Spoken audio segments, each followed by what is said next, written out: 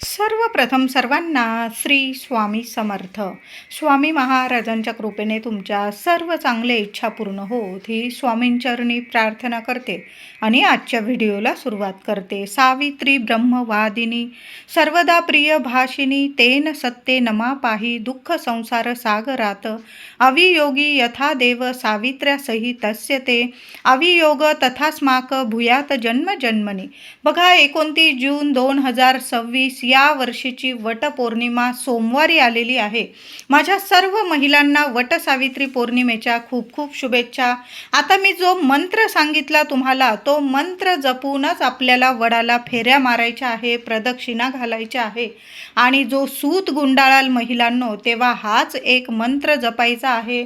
नाही जमलं सर्वांना माझ्या महिलांना तर सावित्री मातेचं नामस्मरण करा, तुमच्या इष्ट देवांचं नामस्मरण करा आणि वटवृक्षाला प्रदक्षिणा घालून 7 वेळा धागा म्हणजे सूत गुंडाळायचा आहे. जेव्हा आपण वटसावित्री पौर्णिमेची वडाची पूजा कराल महिलांनो, जेव्हा तुम्ही सूत गुंडाळाल जो उरलेला सूत असेल ना तिथंच आपल्याला खोचून द्यायचा आहे. काही वेळा बऱ्याचशा महिला मी बघितलं आहे सूत तोडून घेतात आणि तो इतरांना देतात. अशी चुकून सुद्धा कुठल्याच महिलेने करू नका.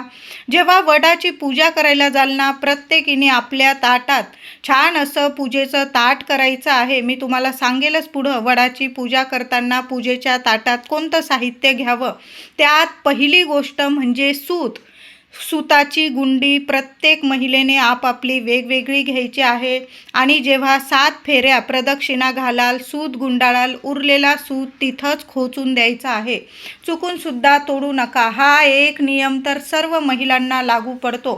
तर यंदाची वटपौर्णिमा 29 जून 2026 सोमवार दिवशी आलेली आहे. बघा, सावित्रीने आपल्या पतीचे प्राण परत मिळवण्याकरता यमराजाला भक्तीने संतुष्ट केले व आपल्या पतीचे प्राण परत मिळवले. ज्या वृक्षाखाली तो पुन्हा जिवंत झाला ते झाड होते वडाचे आणि त्यावेळी सावित्रीने वडाची मनोभावे पूजा केली. या प्रसंगाची आठवण म्हणून आजही आपण सर्व स्त्रिया वडाची पूजा करत असतो.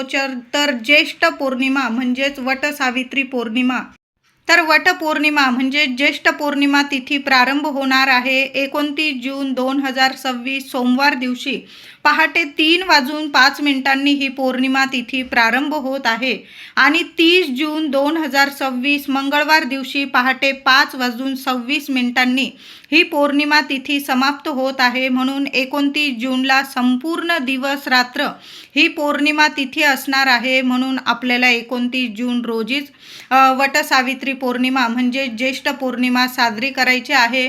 महिलांनो, या दिवशी जर असं लवकर उठायचं आहे आणि आंघोळीच्या पाण्यात प्रत्येक महिलेने बऱ्याचशा ठिकाणी सोमवारी केस धुतले जात नाही, काही ठिकाणी धुतात. तुम्हाला केस धुवायचे असतील, आता आपण वटसावित्री पौर्णिमेचं व्रत करणार, उपवास करणार तर केस धुणारच आहोत आपण. तर प्रत्येक महिलेने आंघोळीच्या पाण्यात तुमच्याकडं गाईचं दूध येवो किंवा म्हशीचं चमचाभर गाईचं दूध किंवा म्हशीचं दूध तुम्ही आंघोळीच्या पाण्यात टाकायचं आहे. बघा, तुमचा चंद्र आणि शुक्र मजबूत होणार आहे. पौर्णिमा तिथी आहे, वर्षाची सर्वात मोठी पौर्णिमा. कुठलेच दोष तुम्हाला लागणार नाही. मानसिक शारीरिक जे त्रास असतील ना ते सुद्धा संपून जातील आणि तुमचा चंद्र कुंडलीतील चंद्र शुक्र मजबूत होईल. तुम्ही या दिवशी जे मागाल ना त्या सेवेचं किंवा व्रताचं आणि मनातील सर्व इच्छेंचं तुम्हाला फळ लगेच मिळेल. म्हणून आंघोळीच्या पाण्याचा हा उपाय जरूर करा. उंबरठा पूजन करा, आपल्या तुळशी मातेची सेवा करा, देवघरातील देवांना छान असा दुधाने पंचामृताने अभिषेक करायचा आहे आणि वडाची पूजा करायला तुम्ही बाहेर जात असाल किंवा घरात काही महिला वडाची फांदी आणतात विकत आणि त्याची पूजा करतात, मग तुम्ही घरात पूजा करा किंवा बाहेर करा.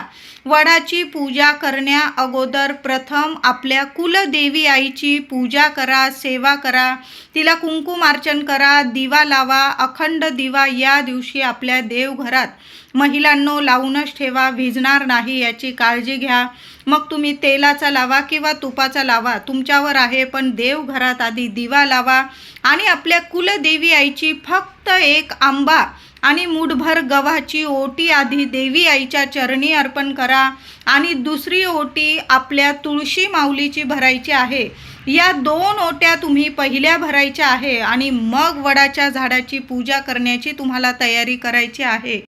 वडाची पूजा करण्या अगोदर प्रथम आपल्या कुलदेवीची माता लक्ष्मीची तुम्ही खणा नारळाची ओटी भरू शकता किंवा आंबा गव्हाने जरी ओटी भरली तरी चालेल. या दिवशी आंबा आणि गव्हाला खूप महत्त्व आहे. सोन्यासारखं सुख सौभाग्य देवी आई आपल्या पदरात देत असते, म्हणून आंबा आणि गहू याची ओटी आवर्जून आपल्या देवघरात भरा. एक तुळशी मातेची ओटी भरा. नंतर ते गहू आणि आंबे काय करायचे तर आंबा प्रसाद स्वरूप खा तुम्ही आणि गहू असतील तुमच्या डब्यात टाकून द्या किंवा चिमणी पाखरांना घातले तुम्ही तरीही चालेल. पण अशा 2 ओट्या आपल्या घरात जरूर भरायच्या आहे आणि मग आपल्याला वडाच्या झाडाखाली पूजेला जायचं आहे. वडाच्या झाडामध्ये प्रत्यक्ष ब्रह्मा विष्णू महेश तिन्ही देवतांचे स्थान असते. मुळाशी श्री ब्रह्मदेवता, पानांमध्ये श्री विष्णू देवता आणि टोकाशी शिवजींचा वास असतो. तर वटपौर्णिमेला काही उपाय आणि सेवासुद्धा करायच्या आहे. महिलांनो, आपण जे ताट तयार कराल, जे पूजेचं ताट तयार कराल, बऱ्याचशा महिला घरात पूजा करतात, काही महिला वडाच्या झाडाखाली पूजा करतात. तर वडाची पूजा करण्यासाठी तुम्हाला जर झालं तर झाडाजवळच जाऊन पूजा करायची आहे. आता काही कारणास्तव तुम्हाला फांदी आणून पूजा करावी लागली तर मग ठीक आहे, पण जाता आलं ना तर आवर्जून घराजवळ जे वडाचं झाड असेल ना तर झाडाचीच पूजा करायची आहे. पानं फांद्या या दिवशी कृपया कुणीच तोडू नका. त्याचबरोबर या दिवशी एक का होईना महिलेची आपण खणा नारळाची किंवा तुम्ही आंबा आणि गव्हाने ओटी जरूर भरा.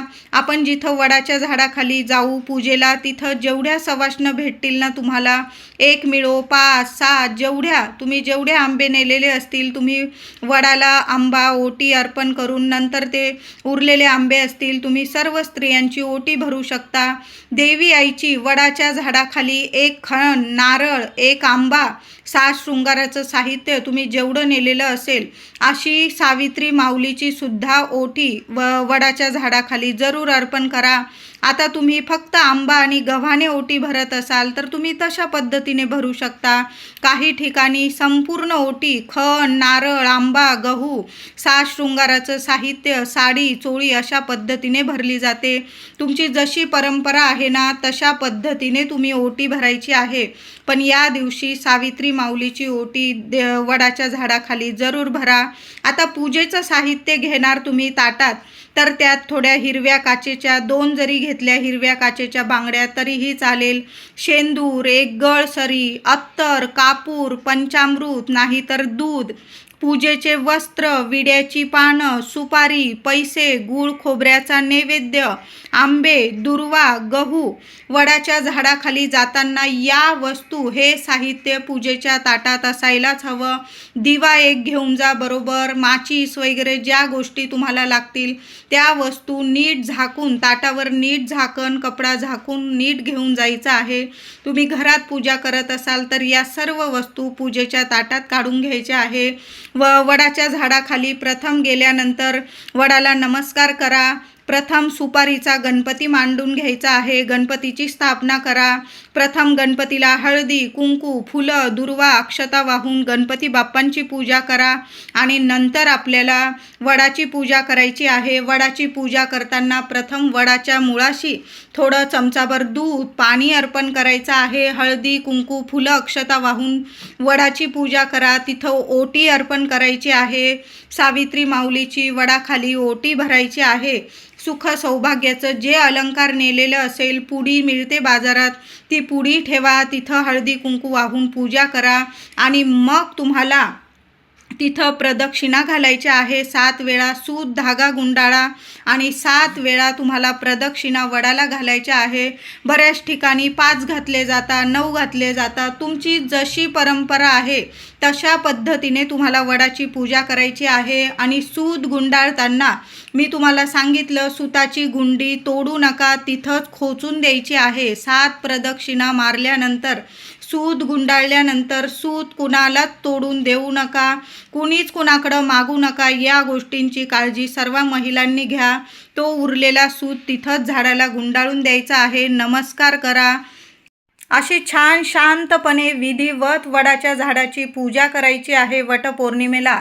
आणि नंतर तिथं जेवढ्या सवाष्ण मिळतील 1, 2, 5 त्यांची आंबा आणि गव्हाने ओटी भरायची आहे. काही महिला गळसरी देतात, जांभळं किंवा फणस वगैरे या सर्व वस्तू ओटीमध्ये देत असतात. तुम्ही जशी परंपरेनुसार वटपौर्णिमेला वडाच्या झाडाखाली पूजा करून सवाष्णींची ओटी भरत असाल ना, अगदी तशाच पद्धतीने करायचं आहे. आता उपवास करताना काही महिला संपूर्ण दिवस रात्र उपवास करतात. ज्या दिवशी वटपौर्णिमा आहे, पौर्णिमेचा संपूर्ण दिवस उपवास करतात आणि दुसऱ्या दिवशी उपवास सोडतात. काही महिला फक्त वडाच्या झाडाखाली पूजा करून येऊस्तोवर उपवास करतात आणि घरी आल्यानंतर देवांना पुरणाचा वगैरे नैवेद्य दाखवून मग त्याबरोबर उपवास सोडत असता. तुम्ही जसा उपवास करता, तुम्ही संपूर्ण दिवस उपवास करता, तुम्ही तसा करू शकता. किंवा तुम्ही फक्त वडाचं पूजन करून येऊस्तोवर उपवास करू शकता. तुमच्या परंपरेनुसार तुम्हाला उपवास करायचा आहे. आता उपवास आहे दिवसभर, मग तुम्ही ड्रायफ्रूट, फळं किंवा भगर, साबुदाणा, बटाटा वगैरे या गोष्टी, दूध, फलाहार तुम्ही उपवासात घेऊ शकता. गरोदर महिला असतील, तुम्ही उपवास करू नका. पुढील वर्षी किंवा त्यापुढील वर्षी बाळ थोडं मोठं झाल्यानंतर तुम्ही उपवास करा. गरोदर महिलांनी वडाच्या झाडाखाली गेलात तरी पण प्रदक्षिणा घालू नका. हळदी, कुंकू, फुलं, अक्षता वाहून 5व्या महिन्यापर्यंत सांगत आहे. एकदा का 6वा 7वा महिना चालू असेल मग तुम्ही फक्त लांबून नमस्कार करायचा आहे. 5व्या महिन्यापर्यंत, 4था 5वा महिना आहे तोपर्यंत तुम्ही हळदी, कुंकू, फुलं, अक्षता वाहून वडाची पूजा करू शकता. बाकी ओटी वगैरे ठेवू नका तुम्ही. पुढील वर्षी किंवा त्या पुढील वर्षी तुम्ही बाळ थोडं मोठं झाल्यानंतर वडाची पूजा करायची आहे. या दिवशी गरोदर महिलांनी कुणाची ओटी भरू पण नका आणि कुणाकडून ओटी भरून घेऊ पण नका. गरोदर महिलांना हा नियम लागू पडतो. तुम्ही 2 जीवांच्या आहात. फक्त वडाला नमस्कार करा. बाकी सर्व देवांजवळ म्हणजे नमस्कार केला आहे. माता सावित्रीपर्यंत तुमचा नमस्कार पोहोचलेला आहे. तर वट सावित्री पौर्णिमा सोमवारी आलेली आहे. माता लक्ष्मी, माता पार्वतीला प्रिय रंगाच्या साड्या महिलांनो अवश्य नेसा. बहरलेला सुख सौभाग्याचा हिरवा रंग, सर्व महिलांनी हिरव्या रंगाची साडी घाला. गणपती बाप्पा, माता लक्ष्मी नारायणाला प्रिय असा लाल, पिवळा या रंगाच्या साड्या नेसा. ऑरेंज कलर सुख सौभाग्याचं आणि तेजाचं प्रतीक आहे. सूर्यनारायणाचं प्रतीक आहे. ऑरेंज रंग, नारंगी रंग या रंगाची साडी नेसू शकता तुम्ही. हिरवा, जांभळा, गुलाबी, मोरपिशी, सोनेरी अशा छान छान शुभ रंगाच्या साड्या नेसायच्या आहे. चुकून सुद्धा काळा रंग असेल, पांढरा रंग असेल किंवा मळलेले, फाटलेले, तुटलेले किंवा 4 दिवसात वगैरे वापरलेल्या साड्या असतील, सुतकात वगैरे घातलेल्या, चुकून सुद्धा अशा साड्या किंवा असे वस्त्र नेसून घरात सुद्धा पूजा करू नका. आणि वडाच्या झाडाखाली तर मुळीच नाही. डार्क निळा असेल जो काळ्यासारखा दिसतो या दिवशी टाळून द्या. तुम्ही जर मानतात, काही महिलांना पटत असेल, काहींना नाही, त्या म्हणतील ताई काही पण सांगत आहे, पण सुख सौभाग्याचा वर्षाचा मोठा सण आहे. आपण हरतालिका, वटपौर्णिमा अगदी आनंदाने साज शृंगार करून साजरी करत असतो. मग शुभ रंग पाळले तर काय हरकत आहे. म्हणून छान छान शुभ रंगाच्या साड्या घाला. बघा, संपूर्ण व्रताचं सोनेरी फळ आपल्या पदरात पडेल म्हणून शुभ रंगाच्या साड्या घाला. नववधू असतील, ज्यांचं लग्न झालेलं आहे आणि पहिलीच त्यांची वटपौर्णिमा आहे, त्या नववधूंनी तर आवर्जून हिरवा रंग परिधान करा. लाल, पिवळा, जांभळा, निळा, ऑरेंज, मोरपिसी, सोनेरी असे शुभ रंग परिधान करूनच नववधूंनी वडाची पूजा करायची आहे. आणि आवर्जून सगळ्या महिलांना एक नियम म्हणजे काचेच्या हिरव्या बांगड्या आवर्जून घालायच्या आहे. सर्व महिलांनी घाला. किमान 2-2 का होईना, पूजेपर्यंत का होईना, 2-2 का होईना हिरव्या काचेच्या बांगड्या चांगल्या घालायच्या आहे. नव्या बांगड्या घ्या महिलांनो. आधीच्या असतील 4 दिवसात वगैरे वापरलेल्या काढून टाका. नवीन बांगड्या भरा. बघा, आपण हरतालिका किंवा वटपौर्णिमा, गणपती, दिवाळी, दसरा अशा शुभ वेळीच आपण छान कलरच्या शुभ रंगाच्या बांगड्या घेत असतो. मग अशा शुभ तिथींना घेतलेल्या बांगड्या बघा इतक्या शुभ ठरतात. म्हणून हिरव्या रंगाच्या बांगड्या घालून आपल्याला वडाची पूजा करायची आहे. बघा, लक्ष्मीनारायणांची कृपा तर होईल, पण सोमवार आहे, शिव पार्वतीसुद्धा प्रसन्न होतील. हिरवा रंग बहरलेला सुख सौभाग्याचं प्रतीक आहे. शिव पार्वतीला खूप प्रसन्न करतो हा रंग. बघा, सर्व सुख सौभाग्य तुमच्या पदरात मिळवून देईल आणि तुमच्या सर्व इच्छा पूर्ण होतील. पती देवांना उदंड आयुष्य, आरोग्य आणि अखंड लक्ष्मी प्राप्ती होईल.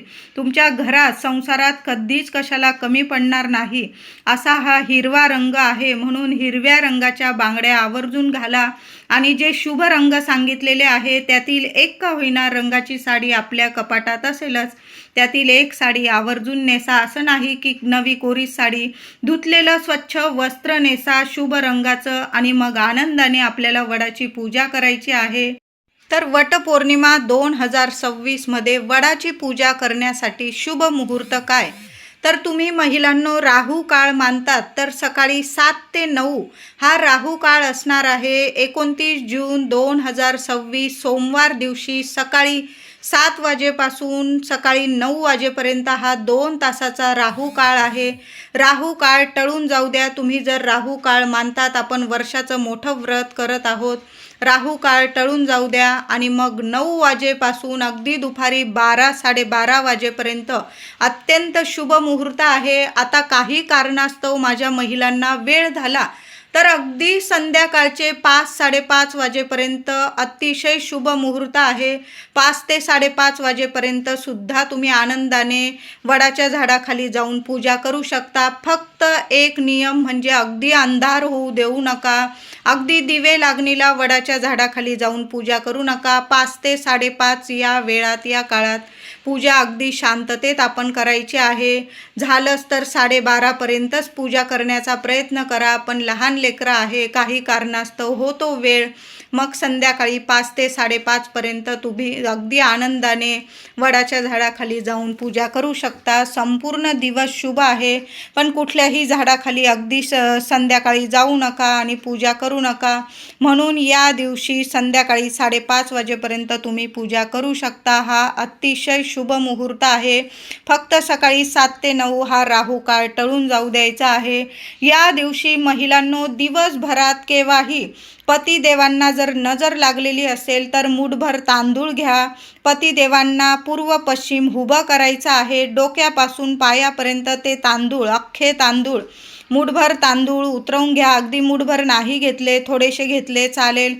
ते तांदूळ 7 वेळा उजव्या हातात घ्यायचे आहे आणि 7 वेळा डोक्यापासून पायापर्यंत नीट उतरवून घ्या आणि घराबाहेर चिमणी पाखरांना एखाद्या कोपऱ्याला टाका. कुणाचा पाय पडणार नाही अशा कोपऱ्याला टाका. लगेच चिमणी पाखरं खाऊन जातील आणि तुमच्या पतिदेवांना, दादांना जी नजरबाधा लागलेली असेल ती क्षणात नष्ट होऊन जाईल. असा हा सोन्यासारखा उपाय आहे. मुलांना काही कारणास्तव नजरबाधा लागलेली असेल, प्रगतीत अडीअडचणी येत असतील, शिक्षण, मग नोकरी, काही ना काही खूप अडीअडचणी येत असतील तर मुलांवरून सुद्धा तुम्ही 7 वेळा अशाच पद्धतीने थोडेसे अख्खे तांदूळ घ्या.